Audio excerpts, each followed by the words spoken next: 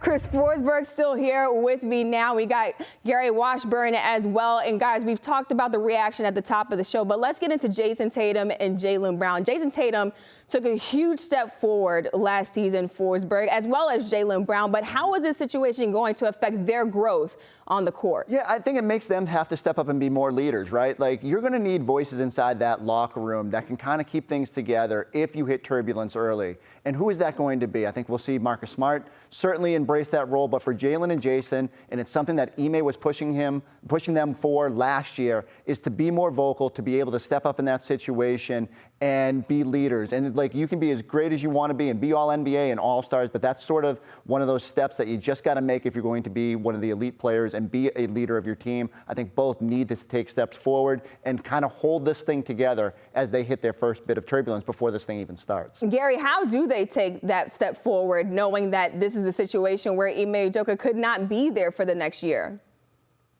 Well, I mean, I think that they both have to just be more vocal. And then remember, like, the big storyline before all this broke was Jaylen's reaction to being in the KD trade talks.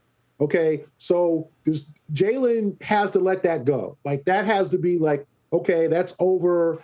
I was a little upset. Now I'm ready to be a leader. Now I'm ready to be one of the men on this team, to lead, to be more vocal. And the same with Jayson. Like, all the offseason stuff, all this stuff about Jayson struggling in the finals, forget about all that. It's time for you guys to be leaders on the floor, off the floor, at practice, during team meals, all that, because you guys are the leaders of this team, unquestioned leaders of this team. The main voice is gone in terms of Ime Udoka at this point. So it's on Jayson and Jaylen to both step up and be a louder voice and forget some of the things that they might have been, gnawing at them entering training camp. All that stuff is over. And Forsberg, we talked about the Celtics team taking on Ime Udoka's identity last season. How much of that do you think is going to carry over into this new season, even if they have Joe Mazzulla as their interim head coach? Yeah, and so again, I feel like they learned a little bit about resiliency last year, something that we questioned throughout the first 3 months of the season, but that they really kind of took to another level. They learned what it takes to get to that championship stage and kind of grind through having to play multiple Game 7s along the way. And I do think, again, some of that goes back to Udoka and how he just wanted his team to play and the sort of mindset he wanted them to have. I think about his quote about, we're not a track team. We're not going to run away from competition. That's going to be vital this year because the East is going to be beefed up. So I think there's things they can take, but they might have to adapt a little bit. So Mazzulla, and I'm sure we'll get into this a little bit, but like, he's just a different energy out there, a little bit more excitable, a little bit more different personality. And so they're going to have to adapt to that versus maybe Udoka's sort of not soft-spoken, but like, quieter ways in terms of how harsh he is with his messages. And you speak to the culture also of the Celtics team, where Ime Udoka said last season that we're not running from anybody in the Eastern Conference. Gary, how does that culture maybe change, or how do they maintain that culture even without Ime being there?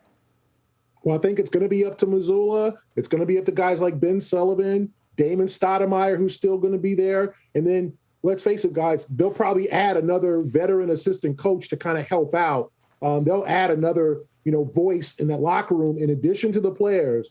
I think as much as this is a tough blow, I think the players are resilient. I'm sure they're texting each other like, listen, this is a tough situation, and we apologize. We feel bad for Ime, but we're trying to win the championship. We're trying to get that 18th ring. So if I'm Marcus Smart, Grant Williams, I don't think those guys are going to be daunted by this. I think they're going to be more motivated into camp and to try to make prove the doubters wrong. So I think those guys are important too. But I think it's a total system thing. Guys have to collaborate. None of these, no beefs, anything like that. The team, the assistant coaches, they all have to come together and get closer during this situation. Forsberg, what makes you think that this team is mentally tough enough to not only overcome this, but also make another run to the NBA Finals with all of this looming in the background? Because it's always something with this team. Aren't we, like, every week we talk about something going on with the team? Someone's hurt, some surprise surgery, some injury.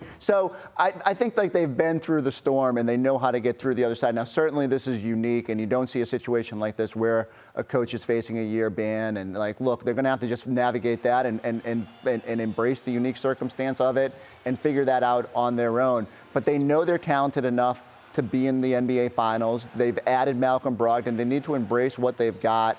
And like Gary said, it's just you can't have distractions out there any more than that's already here. And they have to put all their focus on just coming together and being a group that can find a way to get through this storm. I do feel like this team is mentally tough enough to get through this, especially after what happened last season and their turnaround that they had to go to the NBA Finals.